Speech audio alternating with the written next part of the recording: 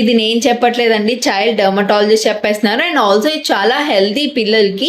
So అదేంటో తెలుసుకుందాం. So really save చేసేసుకోండి అండ్ ఎవరికైతే ఇంపార్టెంటో షేర్ కూడా చేసేయండి. అండ్ ఇంకా ఇలాంటి విషయాలు తెలుసుకోవాలంటే ఖచ్చితంగా ఫాలో చేసేయండి.